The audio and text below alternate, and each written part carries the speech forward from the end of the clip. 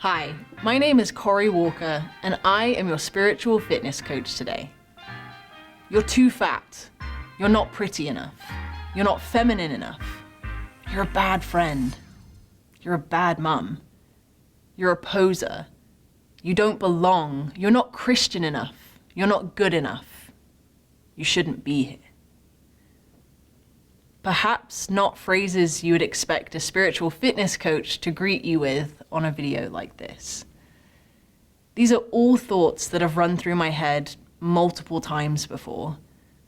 Some have been fleeting, but some have stuck around in my head a little longer than I'd probably like to admit. They're all negative and destructive thoughts that have done nothing but hurt my relationship with those around me and with God. While I hope that you've never had any of these thoughts before, I'm unfortunately willing to guess you've experienced something similar at some point in life. The devil is incredibly gifted at encouraging these thoughts and always has been. In 1 Samuel, we learn of a man called Elkanah who had two wives, Hannah and Peninnah. Peninnah had many children, Hannah had none. 1 Samuel 1, 3-7. Now this man used to go up year by year from his city to worship and to sacrifice to the Lord of hosts at Shiloh, where the two sons of Eli, Hophni, and Phinehas were priests of the Lord. On the day when Elkanah sacrificed, he would give portions to Peninnah his wife and to all her sons and daughters. But to Hannah he gave a double portion, because he loved her, though the Lord had closed her womb. And her rival used to provoke her grievously to irritate her, because the Lord had closed her womb. So it went on year by year. As often as she went up to the house of the Lord, she used to provoke her. Therefore Hannah wept and would not eat. Hannah was not able to have children. Her husband's other wife was tormenting her, and Hannah began to believe the lies that Peninnah was telling her. Hannah was so affected by this that she cried her eyes out and stopped eating. Through all the things that life has thrown my way, there have been very few things that have caused me to stop eating. I didn't eat much the day of my wedding. I was excited and nervous, but still managed to eat some bread rolls at the reception and several chicken fingers that night. The stomach flu is the only thing that has truly stopped me from eating. Hannah's heart was in so much pain that she could do nothing but weep.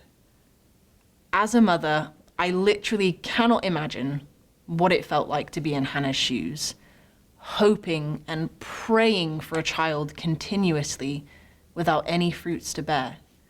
Married to a man that was also married to another woman with multiple sons and daughters. Hannah not only had to hear Peninnah torment her day in and day out, Hannah began to believe the lies she was being told. She thought she wasn't a good enough wife or servant to God because she could not have children. Ever had that happen to you? You hear something again and again and again. Then you start thinking that same thing. Then you start saying and believing that same thing. When I was younger, I had some family members tell me that I had tree trunk legs. I've always been active and been into sports, but the phrase tree trunk legs just struck a chord in me. I heard that phrase enough that I started to use it myself. Going shopping for jeans, I'd tell the salesperson, well, I do have tree trunk legs. I might need a bigger size. Thoughts about the size of my legs, the clothing size I wore, what I looked like in a swimsuit compared to my friends, started to rule my life. I started intentionally making myself sick every time I ate. 1 Samuel 1, 9-20. After they had eaten and drunk in Shiloh, Hannah rose. Now Eli the priest was sitting on the seat beside the doorpost of the temple of the Lord. She was deeply distressed and prayed to the Lord and wept bitterly. And she vowed a vow and said, O Lord of hosts, if you will indeed look on the affliction of your servant and remember me and not forget your servant, but will give to your servant a son, then I will give him to the Lord of all the days of his life, and no razor shall touch his head. As she continued praying before the Lord, Eli observed her mouth. Hannah was speaking in her heart, only her lips moved, and her voice was not heard. Therefore, Eli took her to be a drunken woman. And Eli said to her, How long will you go on being drunk? Put your wine away from you. But Hannah answered, No, my Lord, I am a woman troubled in spirit. I have drunk neither wine nor strong drink, but I have been pouring out my soul before the Lord. Do not regard your servant as a worthless woman, for all along I have been speaking out of my great anxiety and vexation. Then Eli answered, Go in peace, and the God of Israel grant your petition that you have made to him. And she said, Let your servant find favor in your eyes. Then the woman went her way and ate, and her face was no longer sad. They rose early in the morning and worshipped before the Lord. Then they went back to their house at Ramah. And Elkanah knew Hannah his wife, and the Lord remembered her.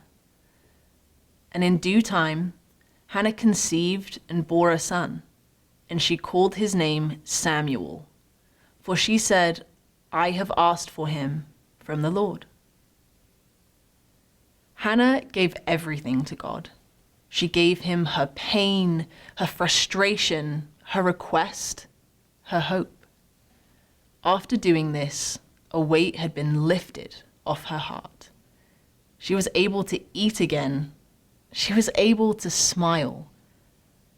God may not grant us every request we ask for, but he can bear the weight we struggle and fight so hard to do for ourselves. Not only can he ease our pain, he wants to ease our pain. We are the most judgmental of ourselves. What are some of the harshest thoughts you've had about yourself? Think of some of the people you love most in this world. A spouse, child, parent, friend. If you heard them say that harsh thought about themselves, how would that make you feel?